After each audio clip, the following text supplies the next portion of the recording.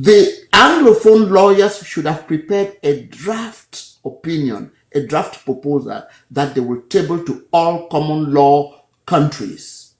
If the Gambia could submit the case of the Rohingyas to the International Court of Justice, why can we not be able to prepare a cogent and succinct document that is based on the facts and the history of Anglo-Saxon jurisprudence and table it to all these capitals to lobby them? Now, because of the fighting, because of the blood that our children have spilled, even the United States government has now recognized that Cameroon is at war, and they have been given temporary protective status because of that. So the job that you guys are doing, the sacrifices that our people have made cannot go in vain. Of course, there have been excesses, because every time there is a war is a racket. People like Napoleon Aga, the general from Boom, he has built 4 houses in Bamenda during the war. That's why they're sending him to go and preside over the march past, because Cameroon loves window dressing to present people and pretend that, oh, les anglophones sont représentés. We cannot allow them to continue with this window dressing. So long as Anglophones are represented in their so-called Senate and their so-called Parliament, that will dilute the struggle that our children have been waging for 5 years and the sacrifices that we have made. And so we cannot allow that to happen. And let them not be fooled. These children who are fighting are not illiterate.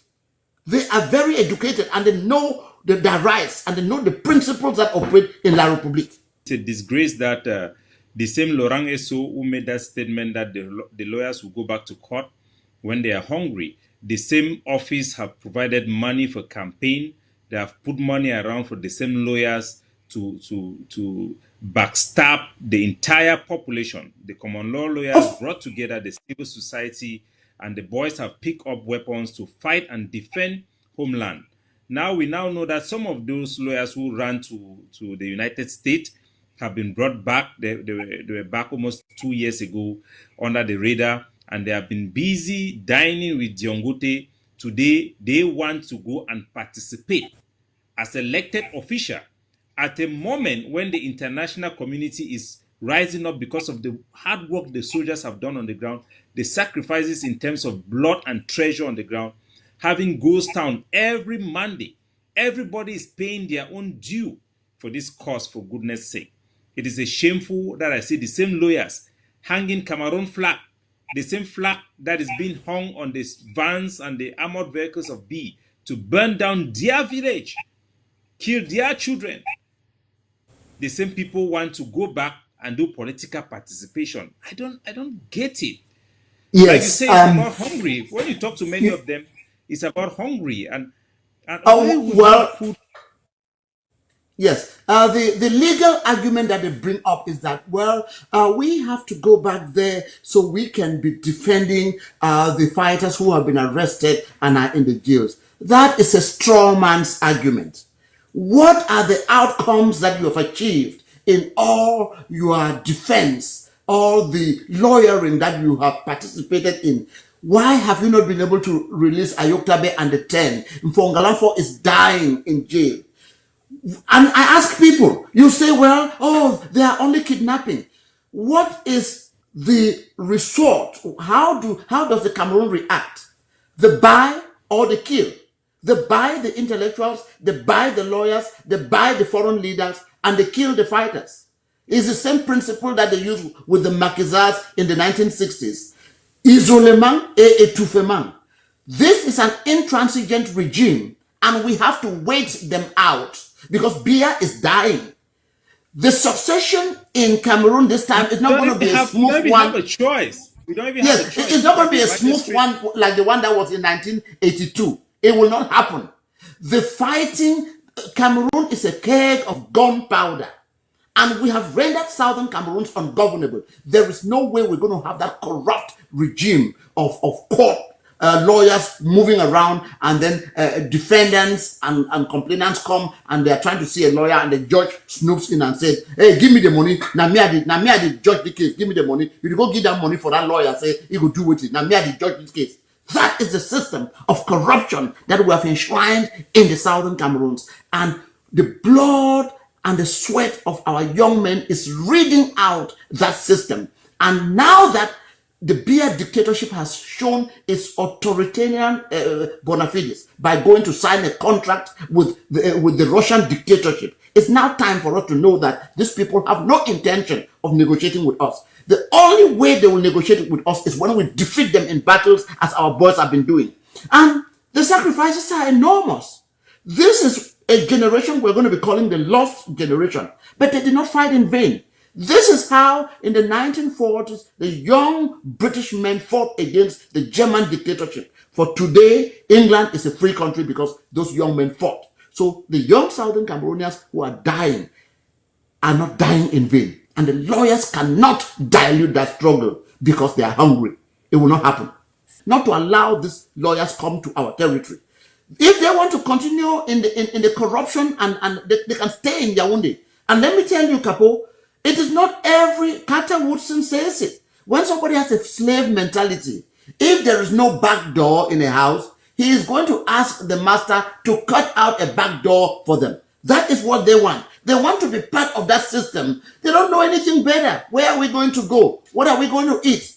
So we must continue going to the corrupt courts in Yaoundé, but they will not perpetuate that corruption in our territory. There are clearly delimited lines between the territory of La République du Cameroon and Southern Cameroon. They should practice that nonsense in Yaoundé, not in Buea. We will not allow them to do that. Let me tell you. Even for that one, be sure. For that one, I can guarantee you that Of there course. shall be consequences. It's just a matter We of cannot time. allow them to do that. And this is not a Mrs. matter of Monday should intimidation. serve a very good example. What they have been doing is intimidation. And I'm surprised how the surrogates in the West are saying, oh, Capo Daniel is intimidating people. No, we are not intimidating people. It's La République that has been intimidating and buying leaders and blackmailing some. When they kill our fighters in the field, they blackmail our leaders by telling lies about them and saying that, oh, they have taken bribes. And they send people, thieves like Success in Congo, to send money to people, to bribe people all over the world because they think that every Anglophone can be bought. Situation that could be very chaotic because the anger on the ground is real. Even amongst the lawyers, the young lawyers, the anger and the sense of betrayal is real. These lawyers, yes, if we don't do things properly, they will be beaten up on street like common thieves. Well, that is how the gendarmes have been beating them. That is how the gendarmes have been beating them, and we are hoping even in the to court create in a more. you remember Yes. in Douala, we had Yes. lawyers being beaten up by these Bulubeti Of course. inside the court. We have Yes. a sitting judge that instructs soldiers to use tear gas in his courtroom. Like that is not enough. I want to play a short. I really want you to. Let me give you an really anecdote. to know. Having practiced journalism in Yaoundé for more than a decade, I know the process of appointing Anglophone surrogates, Anglophone so-called ministers, sinecures. They come to these Anglophones, these poor, hapless Anglophones, and they lie that they are coming from the presidency. And they come and ask these people for money, even civil servants. Ask Dion Gute, he will tell you his stories. Ask other people who have been on the line to become ministers. They will tell you they're coming from Mvomeka, that Chantal Biya has sent them to come and you have to give some money.